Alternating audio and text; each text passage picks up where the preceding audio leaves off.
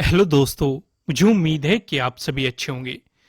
दोस्तों, अब हम यहाँ पे डिस्कशन करेंगे बैंक निफ्टी के बारे में। सबसे पहले हम लॉजिक का डिस्कशन करेंगे, कहाँ पे हमें ट्रेड मिल रहा था, कहाँ पे ट्रेड नहीं मिल रहा था, सारी चीज़ों का डिस्कशन करेंगे। देखो, अगर सीधे शब्दों में मैं बात खत्म करूँ तो, अगर बिल्कुल ही सीधे शब्दों में बात खत्म की जाए तो आज ऑप्शन बायर का दिन नहीं था। कोई बड़ा ट्रेड नहीं मिला है। छोटे मोटे आपको स्कैल्पिंग के मौके मिले होंगे, कोई भी बेहतर ट्रेड नहीं मिला है। लेकिन कुछ चीजें एक्सप्लेन करना जरूरी है, उन चीजों को ध्यान से समझो। जैसे कि हमारे लिए इंपॉर्टेंट लेवल क्या हो गया था, ये था प्रीवियस डे लो। ठीक है, ये वाला था प्रीवियस डे हाई। यहीं पे प्रीवियस डे क्लोजिंग भी है। हम एक बात नोट कर रहे हैं कि प्रीवियस डे क्लोजिंग और प्रीवियस डे लो काफी नजदीक है। ये चीज हमें समझ में आ रही है।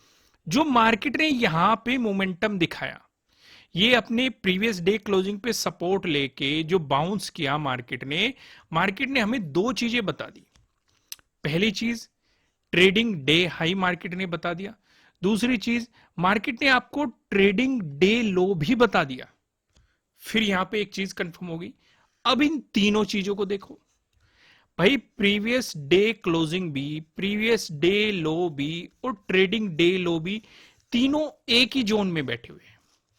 तो अब यहां पे सभी के मन में एक सवाल उठ जाता है कि भाई, अगर हमें इसका ब्रेकडाउन मिलता है तो बहुत ही बेहतरीन सेलिंग अपॉर्चुनिटी मिलेगी। आंख बंद करके सेलिंग अपॉर्चुनिटी मिल सकती है, यही तो क्वेश्चन उठता है। लेकिन नहीं मिलेगी। क्यों नहीं मिलेगी?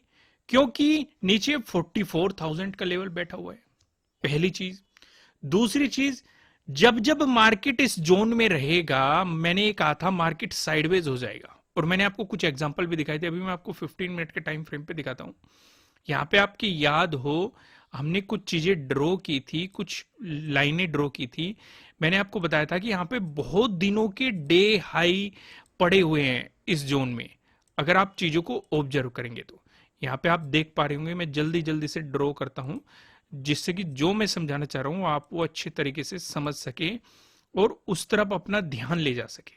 चलो, ज्यादा दिन के ड्रॉ नहीं करते, इतने से ही आपको आइडिया लग जाएगा।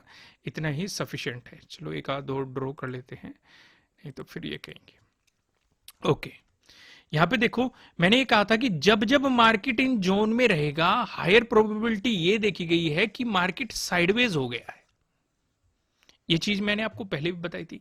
जब तक मार्केट इन जोन से बाहर नहीं निकलता, चाहे नीचे निकलो चाहे ऊपर निकलो, आपके लिए कोई ट्रेड नहीं बनता हुआ नजर आ रहा। ये भी चीज हमने एक्सप्लेन की थी। साथ के साथ जहां से हमें आज रिजेक्शन देखने को मिला है, ध्यान से अगर आप देखेंगे, पहले भी हमारे लिए ये एक इंपॉर्टेंट रेजिस्टेंस जोन रहा है, क्योंकि उससे पहले इसने एक इंपॉर्टेंट सपोर्ट के रूप में काम करा था। और जब किसी भी सपोर्ट का ब्रेकडाउन मिलता है तो वो रेजिस्टेंस की तरह एक्ट करता है। साथ के साथ इस जोन में भी है मार्केट। तो ये चीज आपको पहले ही कंफर्म थी कि जब तक इस जोन में रहेगा मार्केट साइडवेज रहेगा। उम्मीद है आपने कोई ट्रेड नहीं लिया होगा। अगर लिया होगा तो जल्दी से आप निकल गए होंगे, क्योंकि मार्केट ने आपके प्रीमियम को सिर्फ और सिर्फ खाया है। तो यहां तक सिचुएशन समझ में आई।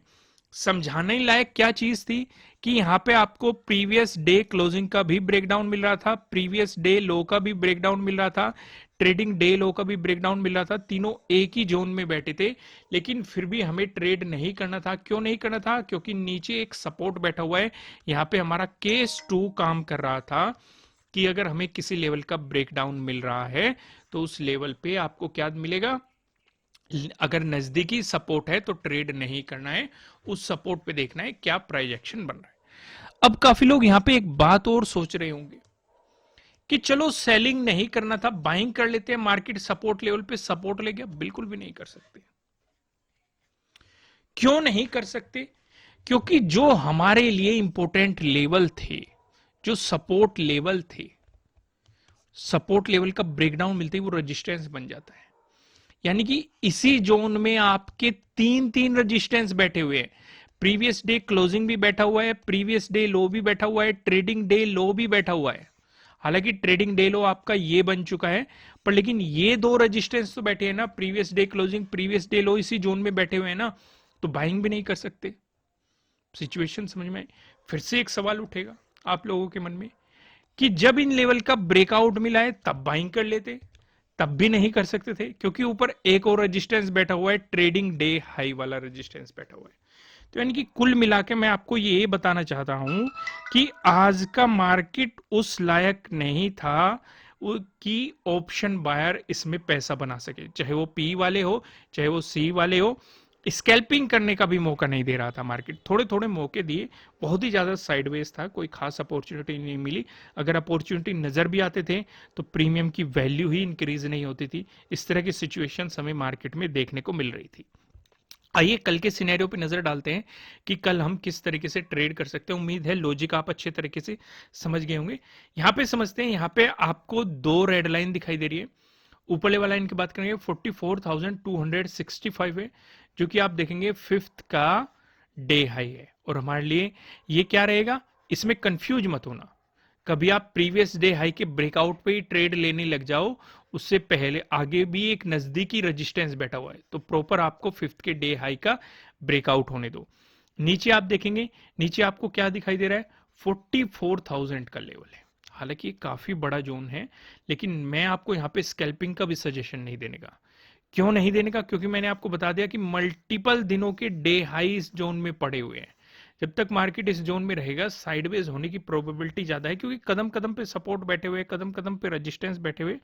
तो एक कोई अपॉर्चुनिटी नहीं है, एक बेहतर कोई अपॉर्चुनिटी नहीं है। सिचुएशन समझ में आ रही है, इस जोन से बाहर निकलने तो वो ज्यादा बेहतर है। आइए एक एक पॉइंट को डिस्कस करते हैं। अगर फ्लैट ओपन होकर दिखाता है मार्केट पॉजिटिव मोमेंटम, उस सिचुएशन पे आपको फिफ्थ के डे हाई के ब्रेकआउट का इंतजार करना है। उस सिचुएशन पे जो आपके लिए रेजिस्टेंस बनेगा 29 और 30 के जो डे हाई है, इस जोन में आपको रेजिस्टेंस दिखाई देगा। वहीं पे अगर मार्केट फ्लैट ओपन होकर नेगेटिव मोमेंटम दिखाता है, उस सिचुएशन पे आपको 44,000 का ब्रेकआउट होने देना है। अगर आपको 44,000 का ब्रेकडाउन मिल जाता है तो आपको प्रीवियस डे लो का भी ब्रेकडाउन मिल जाएगा, तो आपके लिए सेटअप काम कर सकता है। इस सिचुएशन पे जो सेकंड का डे लो है ये आपका पहला सपोर्ट बनेगा, इसका ब्रेकडाउन मिलता है। जो फर्स्ट का डे लो है ये आपका दूसरा सपोर्ट यहाँ पे बनता हुआ दिखाई देगा।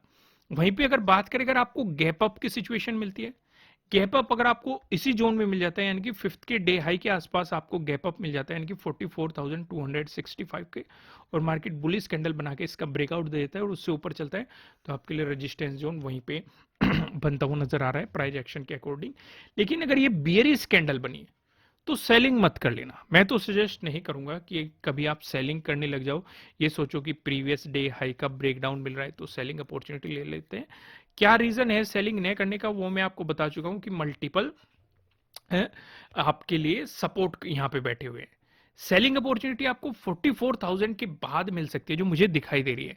अगर मार्केट गैप डाउन ओपनिंग देता है 44,000 पे आपको गैप डाउन ओपनिंग मिल जाती है और मार्केट इसका ब्रेकडाउन देके नीचे चलता है, तो तब भी मैं आपको सजेस्ट नहीं करूंगा सेलिंग करने का, क्योंकि ज्यादा बड़ी गैप डाउन ओपनिंग मिल जाएगी और एक इंपॉर्टेंट लेवल का मार्केट ब्रेकडाउन दे रहा है। ज्यादा बेहतर यह है कि अगर इसी लेवल के आसपास कुछ टाइम स्पेंड करके मार्केट ब्रेकडाउन दे, वो ज्यादा बेहतर है।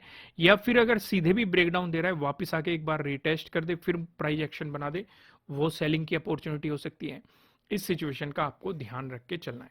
एक और बात, अगर इस लेवल पे मार्केट गैप डाउन होके हैमर बना दे या पिन बार बुलिश कैंडल बना दे, तब भी बाइंग मत करना, क्योंकि फिर वो मल्टीपल रेजिस्टेंस बन जाएंगे। सिचुएशन समझ में, यानी कि कुल मिला के अगर सीधे शब्दों में एक बात समझाई जाए कि जब तक मार्केट इस जोन में रहेगा ट्रेड से बचना है। अगर कहीं मन ही कर रहा है तो हाफ क्वांटिटी में ट्रेड करना और स्टॉप लॉस का खास ध्यान रखना, तुरंत हिट होते ही आपको एग्जिट करना है। सिचुएशन समझ में आई। आइए अब मैं आपको लेके चलता हूं पिवट पॉइंट की तरफ। यहां पे देखते हैं, अगर बैंक निफ्टी में आपको एक पॉजिटिव मोमेंटम देखने को मिला, उस सिचुएशन पे जो हमें पहला रेजिस्टेंस नजर आ रहा है 44,339 पे नजर आ रहा है। अगर आपको इसका ब्रेकआउट मिलता है, जो दूसरा रेजिस्टेंस नजर आ रहा है 44,415 पे नजर आ रहा है। अगर आपको इसका ब्रेकआउट मिलता है, जो हमें तीसरा रेजिस्टेंस दिखाई दे रहा है। तीसरा रेजिस्टेंस बताने से पहले मैं आपको बता दूं, आपके लिए किसी भी तरह का ना तो कोई बाय रिकमेंडेशन है, ना ही कोई सेलिंग रिकमेंडेशन है। ये जस्ट एजुकेशनल पर्पज से बनाई गई एनालिसिस वीडियो है। इन्वेस्ट करने से पहले आपको अपनी रिसर्च करनी है, अपने इन्वेस्टर की सलाह लेनी है, क्योंकि प्रॉफिट भी आपका होने वाला है, लॉस की जिम्मेदारी भी आपको अपने आप लेनी है। जो यहाँ पे हमें तीसरा रेजिस्टेंस दिखाई दे रहा है, ये 44,492 पे नजर आ रहा है। वहीं बात करें बैंक निफ्टी में, अगर आपको देखने को मिला एक नेगेटिव मोमेंटम, उस सिचुएशन पे जो हमें पहला सपोर्ट नजर आ रहा है 44,146 पे नजर आ रहा है। अगर आपको इसका ब्रेकडाउन मिलता है, जो दूसरा सपोर्ट नजर आ रहा है 44,028 पे नजर आ रहा है। अगर आपको इसका भी ब्रेकडाउन मिलता है, जो हमें तीसरा सपोर्ट नजर आ रहा है 43,954 पे आपको यहाँ पे तीसरा सपोर्ट देखने के लिए मिल रहा है। दोस्तों, इस वीडियो को लाइक कीजिएगा, मुझे कमेंट करके बताना आपको एनालिसिस कैसे लग रहे हैं। नए हो चैनल को सब्सक्राइब करना और बेल आइकन प्रेस करना, जिससे आपको आने वाली वीडियोस के नोटिफिकेशन मिल सकेंगे। फिलहाल इस वीडियो में इतना ही, फिर मिलेंगे किसी नेक्स्ट वीडियो में किसी अच्छे कंटेंट के साथ। Thank you.